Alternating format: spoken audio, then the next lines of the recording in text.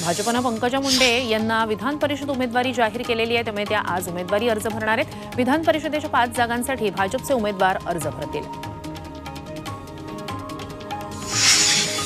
शिवसेना ठाकरे गटाच्या वतीनं विधान परिषदेसाठी मिलिंद नार्वेकर यांना उमेदवारी देण्यात आली। आज ते विधान परिषदेचा उमेदवारी अर्ज भरणार आहेत। शिवसेना पक्षप्रमुख उद्धव ठाकरे यांचे स्वीय सहाय्यक म्हणून नार्वेकरांनी कारकीर्द सुरू केली। सध्या ते शिवसेनेचे सचिव आहेत।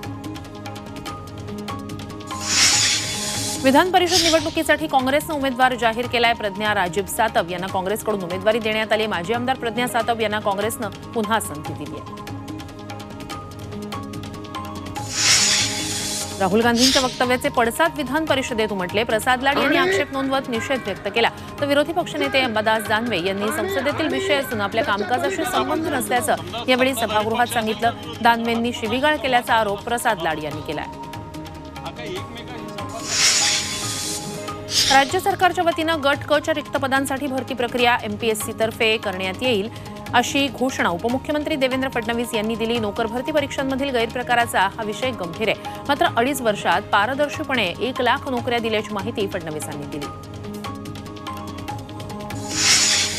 विधानसभेत राजेश टोपेंनी परीक्षा भरतीवरून सवाल उपस्थित केलेला आहे। भरती वेळी 1000 रुपये का घेतले जात आहेत? नफाखोरी करणं सरकारचा उद्देश आहे का, असा सवाल टोपेंनी केलाय।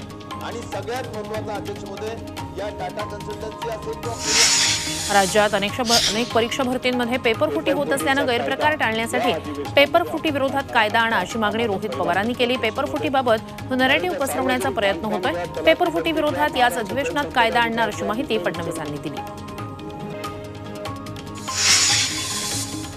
घाटकोपर होर्डिंग प्रकरणात चौकशी करण्याची वेळ आल्यास माजी मुख्यमंत्री उद्धव ठाकरेंची चौकशी सरकार करणार का, असा सवाल भाजप आमदार राम कदम यांनी केलाय।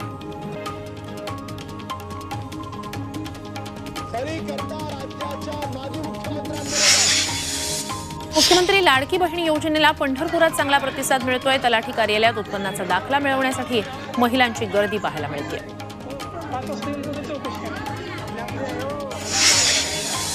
हिंदूंवरून संसदेत खडाजंगी पाहायला मिळाली आहे। विरोधी पक्षनेते राहुल गांधी यांनी भारत अहिंसेचा देश असल्याचं म्हणत पंतप्रधान नरेंद्र मोदींवर टीका करताना जे स्वतःला हिंदू समजतात ते हिंसा द्वेष पसरवणं असत्य गोष्टी करतायत असा टोला लगावला।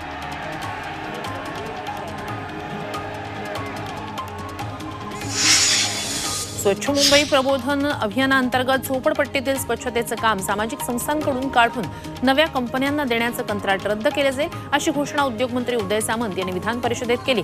नवीन कंपनीला 4 वर्षांसाठी तब्बल 1200 कोटी रुपयांचं कंत्राट मिळणार होतं, मात्र त्यामुळे 75,000 मराठी कामगारांच्या नोकऱ्या जाण्याची भीती भाजप आमदार प्रवीण दरेकर यांनी व्यक्त केली। जिल्हा परिषद आणि खासगी शाळांची सुरुवात झाली आहे। गोंदियाच्या आडकुटोला इथल्या जिल्हा परिषद शाळेत विद्यार्थ्यांचं पुष्पगुच्छ देऊन स्वागत करण्यात आलं। त्यानंतर बैलबंडीवरून प्रभात फेरी काढण्यात आली, तर विद्यार्थी शाळेत यावे यासाठी जनजागृतीपर गीतही सादर करण्यात आलं।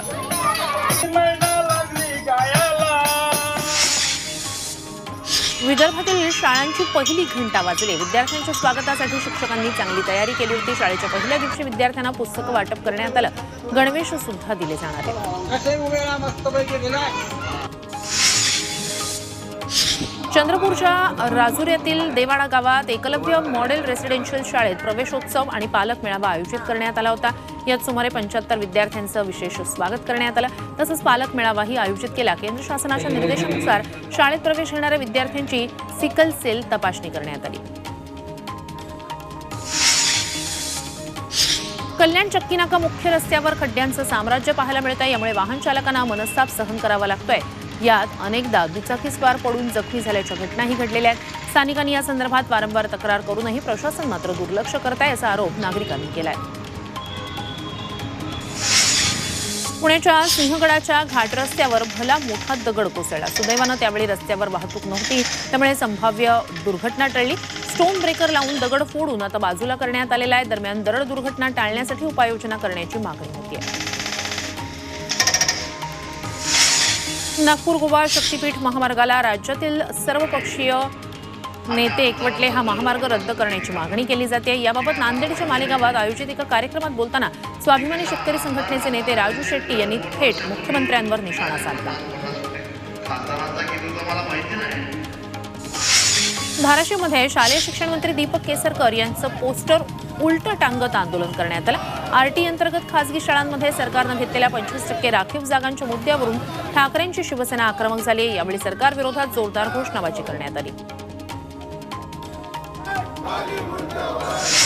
संभाजी भिडेंच्या विरोधात सोलापुरात महिला आक्रमक झाल्या। भिडे नेहमी महिलांबद्दल वादग्रस्त वक्तव्य करत असल्याचा आरोप यावेळी करण्यात आला। भिडे आमचं घर चालवतात का असा सवाल विचारत महिलांनी नाराजी व्यक्त केली।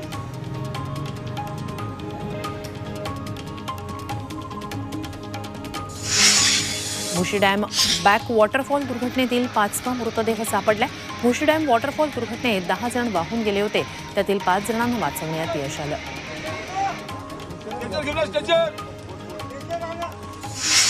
भुशी डॅमवर झालेल्या दुर्घटनेचे विधानसभेत पडसाद उमटलेत। राज्यात विविध भागात अशा घटना घडतायत। सरकार या संदर्भात काही उपाययोजना करणार आहे का असा सवाल नाना पटोलेंनी केला। तर सरकार काय निवेदन करणार असं विधानसभा अध्यक्षांनी म्हटलं होतं। भुशी डॅमवरील घटना अतिशय दुर्दैवी आहे। पाण्याचा किंवा धबधब्याचा मोह टाळावा असं आवाहन ग्रामविकास मंत्री गिरीश महाजन यांनी केलंय। सेल्फी आणि रील बनवण्याच्या नादात अनेकांचा जीव जातोय, त्यामुळे काळजी घ्या असं आवाहन महाजनांनी केलंय। दुर्दैवी आहे सर्वांनी, मला वाटतं अशा वेळी आपण कोल्हापुरातही भुशी डॅम दुर्घटनेची पुनरावृत्ती झाली आहे। वर्षा पर्यटनासाठी आलेले दोघं काळंबावडी धरणात बुडालेत। निपाणीहून वर्षा पर्यटनासाठी 13 जण आले होते। बुडालेल्या दोघांपैकी एक जण चालक असल्याची माहिती मिळतेय। कोल्हापुरात पाण्याखाली गेलेल्या बंधाऱ्यावरून धोकादायक वाहतूक सुरू आहे। मुसळधार पावसामुळे नद्यांच्या पाणी पातळीत वाढ झाली आहे। जवळपास 6 बंधारे पाण्याखाली गेले। पाण्याखाली गेलेल्या या बंधाऱ्यांवरची वाहतूक प्रशासनानं थांबवायला हवी अशी मागणी होतीये। राज्यात पुढील काही दिवस पावसासाठी पोषक वातावरण आहे। दरम्यान मुंबईत पुढील 2 ते 3 दिवस पावसाच्या हलक्या सरी पडतील असा अंदाज आहे। तर रायगड, रत्नागिरी, सिंधुदुर्गात मुसळधार पावसाचा अंदाज वर्तवण्यात आलाय। वर्ध्यात अनेक भागात पाऊस झाल्यानं शेतकऱ्यांचं दुबार पेरणीचं संकट टळलंय, त्यामुळे शेतकरी वर्गातून समाधान व्यक्त केलं जात आहे। मात्र पावसामुळे काही भागांचा वीज पुरवठा खंडित झालाय। येत्या 2 दिवसात पुन्हा चांगला पाऊस होण्याची शक्यता हवामान खात्यानं वर्तवली आहे। परभणीच्या गंगाखेड तालुक्यातील गोदावरी नदीच्या पट्ट्यात मुसळधार पाऊस झालाय। अर्ध्या तासात 70 मिलीमीटर पावसाची नोंद झाली आहे, त्यामुळे नुकतंच उगवलेलं पीक आणि पेरलेलं धान्य मातीतच सडून वाया जाणार आहे। वन विभाग आणि सामाजिक वनीकरण भंडाराच्या संयुक्त विद्यमाने 2024-25 वर्षासाठी जिल्ह्यात वनमहोत्सवाचं आयोजन करण्यात आलं। यात अमृत वृक्ष आपल्या दारी या उपक्रमाचं आयोजन 15 जून ते 30 सप्टेंबरपर्यंत करण्यात आलं। या माध्यमातून शासकीय संस्थांना मोफत वन विभागाच्या वतीनं वृक्ष देण्यात येत आहेत, तर इतर व्यक्तींना 25 रुपये दराप्रमाणे वृक्ष देण्यात येत आहेत।